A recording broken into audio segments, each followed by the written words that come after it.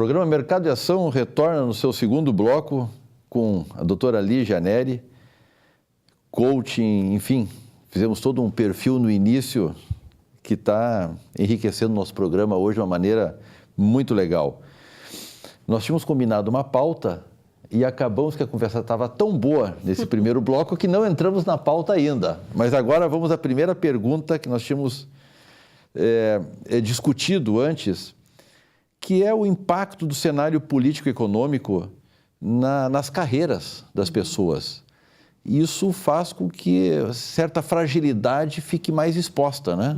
Como é que funciona? Como é que acontece isso?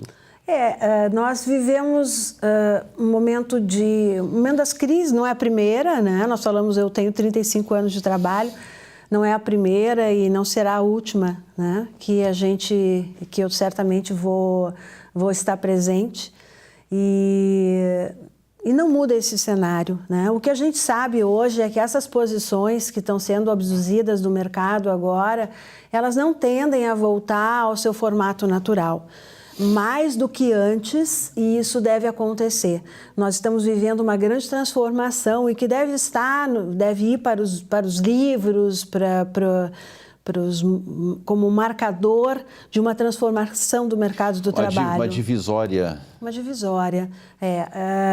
Nós temos certamente uma transformação, mais ou menos como houve lá em 2000, que eu estava contando um pouco do projeto que eu vivi, sim, onde nós vivemos muito fortemente a entrada das privatizações, das fusões, das aquisições.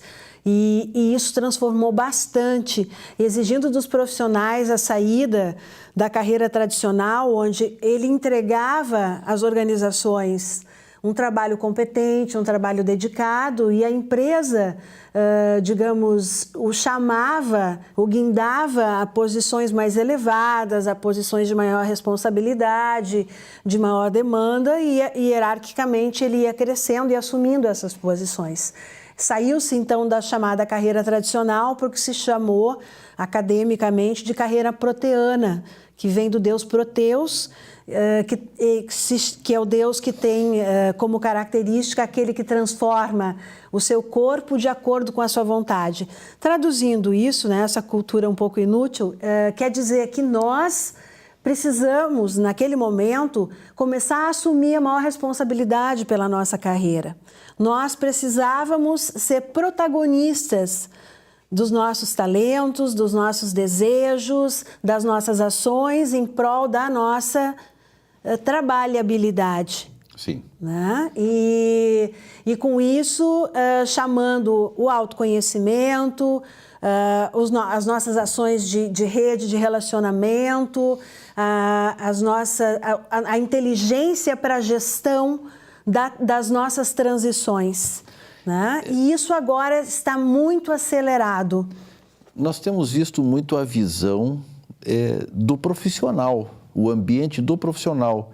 O quanto as empresas colaboram para que esse ambiente seja sadio? Porque existe Eu estava assistindo uma palestra em Caxias na quinta-feira passada, então, ironizando uma situação, um funcionário era contratado, ele era colocado em determinado tipo de comércio, e aí dizia, o que eu devo fazer? Olha o que o outro está fazendo e faz igual.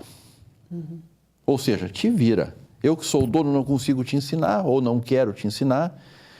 O quanto nós podemos estar desperdiçando também dentro dessa análise que fizemos, olhando mais o ambiente do funcionário construído por ele, pelo profissional, agora tem um ambiente empresarial, que nem sempre é saudável. Sem dúvida, mas eu não acredito em vitimização. Eu acho que mesmo quando um profissional chega dentro de um ambiente que às vezes não oportuniza um ingresso tão inteligente, um profissional que está consciente, ele tem ali um mar de oportunidades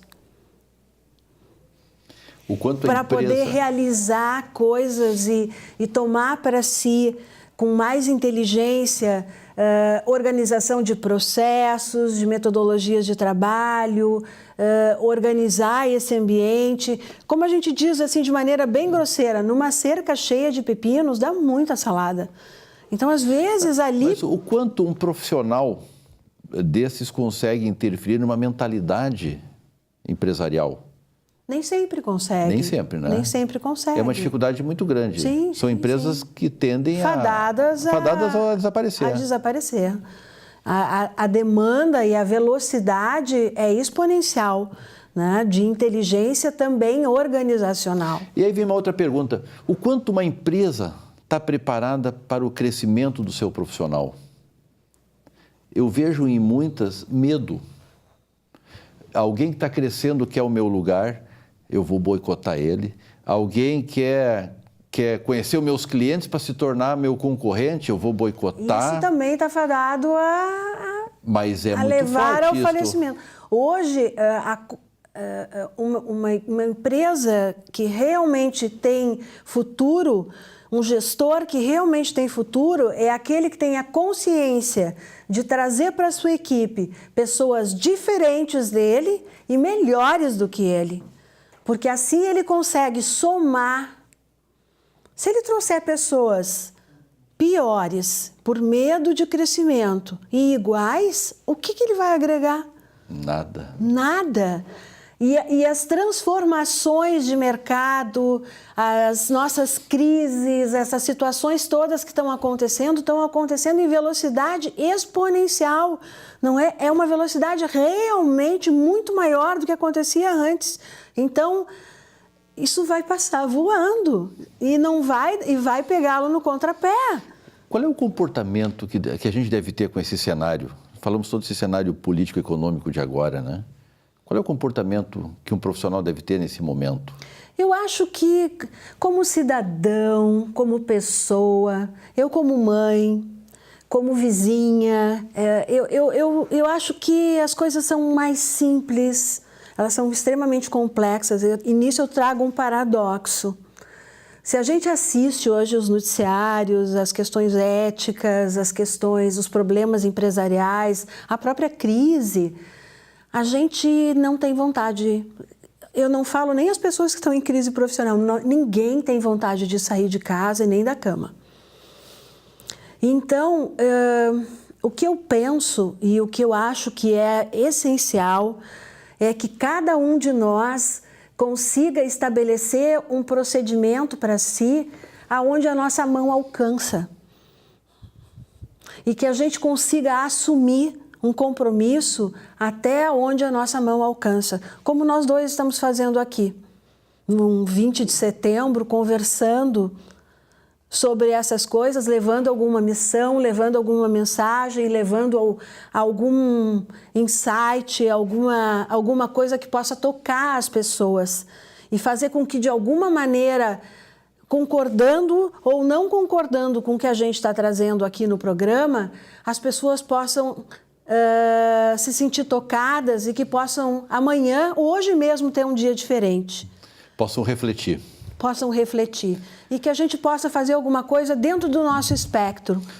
E como é que essas pessoas podem buscar uma carreira mais inteligente?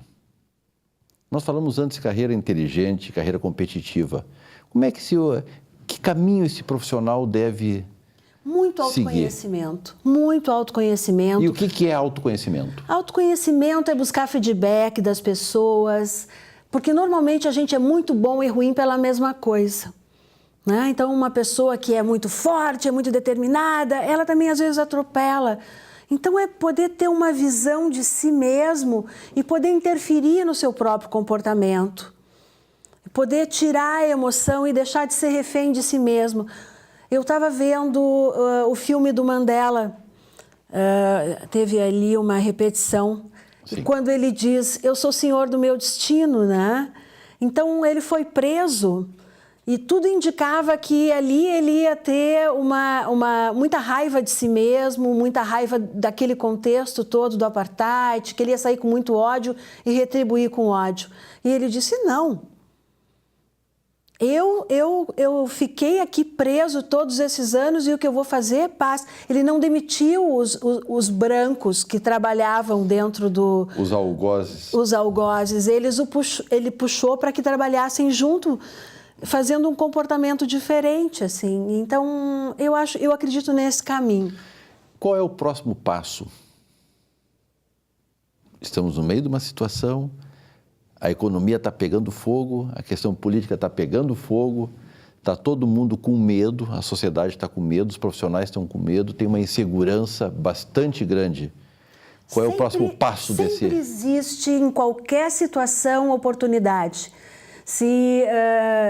Numa crise sempre vão haver também as oportunidades.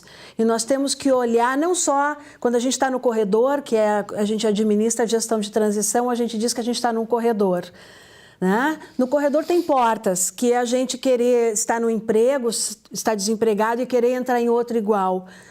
Pode ser que a gente tenha que ir para uma janela, que não é uma situação tão linear, tão óbvia, mas existem também frestas para aqueles mais inquietos que enxergam uma luz por trás de uma parede e ali descobrem uma grande oportunidade, não tão linear, não tão óbvia.